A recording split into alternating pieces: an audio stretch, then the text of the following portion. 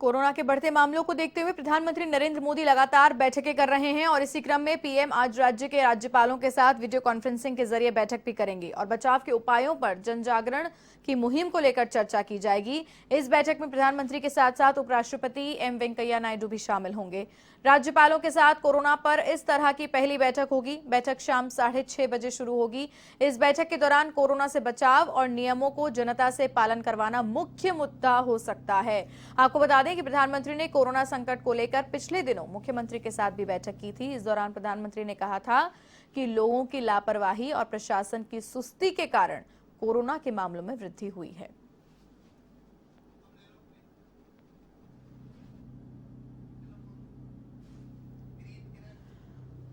और इसी खबर पर अधिक जानकारी के लिए एवन संवाददाता प्रीत किरण फोन लाइन पर जुड़ रहे हैं हमारे साथ। जी प्रीत, बताएं।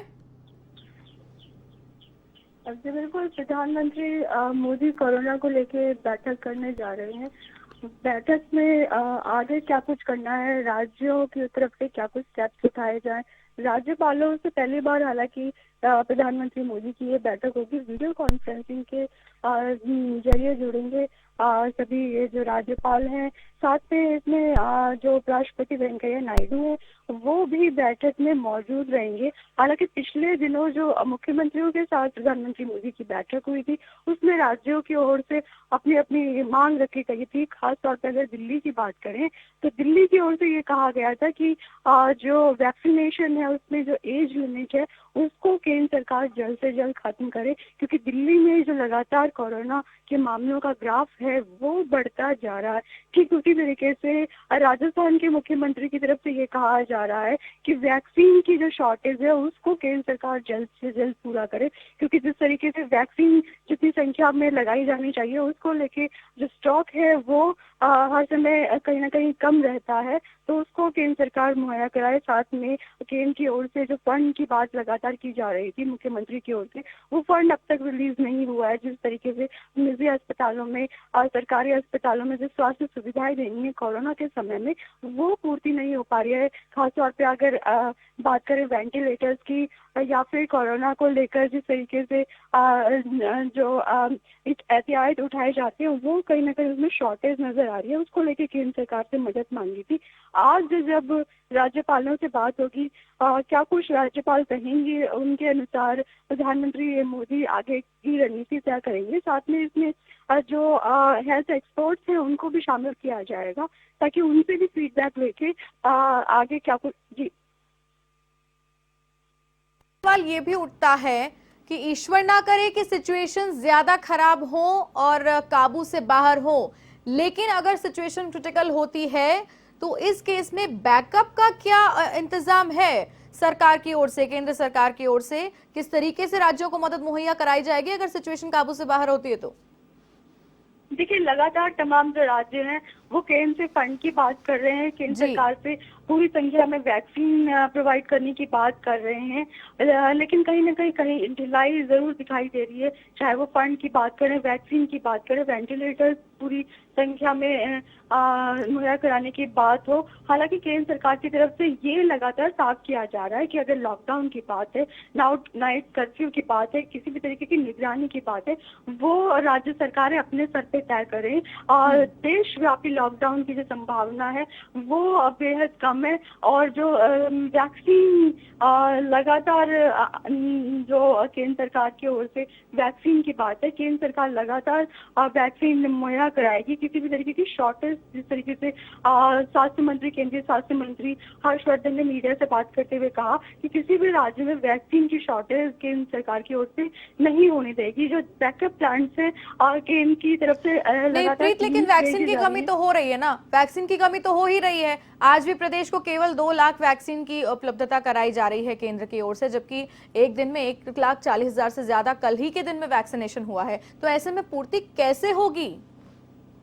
देखिए, जो केंद्रीय स्वास्थ्य मंत्री हर्षवर्धन है उनकी तरफ से ये कहा गया कि कि राज्यों में, जिन राज्यों में कोरोना के केसेस ज्यादा आ रहे हैं, वहां से केंद्र की ओर से एक टीम भेजी गई है निगरानी करने के लिए। उन टीम की फीडबैक के अनुसार ही उन राज्यों को वैक्सीन दी जा रही है और उन टीम के फीडबैक के अनुसार ही उन राज्यों को फंड में मदद की जा रही है। केंद्र सरकार की ओर से क्या कुछ मदद की जा सकती है, जिस तरीके से पिछले दिनों पिछले 6 महीने पहले जब दिल्ली में कोरोना के केसेस बेकाबू हो गए थे, तो केंद्र सरकार की ओर से मदद की गई कि उसी अंदाज में बाकी राज्यों में भी की जाएगी। केंद्र सरकार की तरफ से ये कहा जा रहा है। जी जी प्रीत, लेकिन वैक्सीन को लेकर के आपकी किसी से बातचीत हो पाई है क्या, किसी संबंधित नेता से या किसी से, कि किस तरीके से, बात सिर्फ राजस्थान भर की नहीं है, बात देश की है कि देश में भी अगर वैक्सीन की कमी आ रही है, क्योंकि सिर्फ राजस्थान में नहीं और भी कई प्रदेशों में वैक्सीन की कमी देखी जा रही है, तो किस तरीके से पूर्ति की जाएगी? देखिए, केंद्र की ओर से ये कहा जा रहा है कि लगातार जो एक्सपोर्ट की जा रही है वैक्सीन, उसमें शॉर्टेज की जाएगी और कम से कम देश में जो कमी है उसको पूरा किया जाएगा जल्द से जल्द।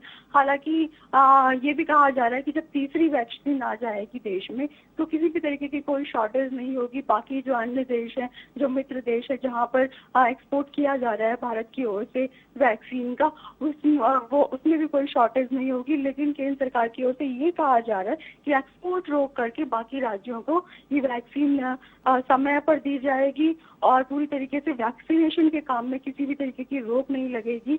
और खासतौर पे अगर राजस्थान, पंजाब, महाराष्ट्र की बात करें, जिन राज्यों ने वैक्सीन में शॉर्टेज की बात की थी, यूपी की बात करें, तो यहाँ पर जल्द से जल्द जो वैक्सीन है वो केंद्र सरकार मुहैया कराएगी। जिस तरीके से केंद्रीय स्वास्थ्य मंत्री लगातार फीडबैक ले रहे हैं, राज्यों से चर्चा कर रहे हैं और आज खुद प्रधानमंत्री मोदी राज्यपालों से चर्चा करेंगे। प्रीत, यहाँ पर एक बहुत ही अहम सवाल मैं आपसे पूछने जा रही हूँ कि अभी तो वैक्सीन जो है वो उम्रदराज लोगों को लग रही है पहले, तो इस बात की कितनी संभावनाएं हैं और कितनी उम्मीद है और कितना समय लगेगा कि 18 से ऊपर वाले लोगों को भी वैक्सीन उपलब्ध की जाए, क्योंकि अभी केवल उम्रदराज लोगों को ये वैक्सीन लग रही है, उसमें भी कहीं ना कहीं जगह जगह से कमी की खबरें आ रही हैं वैक्सीन की कमी को लेकर। तो अब ये कितनी उम्मीदें हैं कि 18 से ऊपर वालों के लिए भी कोविड की जो वैक्सीन है वो उपलब्ध हो पाएगी और कब तक हो पाएगी, इसके क्या कयास है, सिचुएशन के हिसाब से क्या बातें हैं अंदर? देखिए, केंद्र सरकार की ओर से एक कमेटी बनाई गई है विशेषज्ञों की, उनकी राय के अनुसार बाकी की जो एज है कि किस उम्र में और शुरू करना चाहिए, जिस तरीके से दिल्ली सरकार मांग कर रही है। दिल्ली के मुख्यमंत्री की ओर से कहा गया कि ये जो एज लिमिट है इसको 18 कर दी जानी चाहिए, क्योंकि जो वयस्क हैं वही ज्यादा सड़कों पे नजर आते हैं, वही अपने दफ्तरों में जाते हैं, कामकाज करते हैं, ऐसे में उनको इन्फेक्शन का खतरा बेहद ज्यादा है।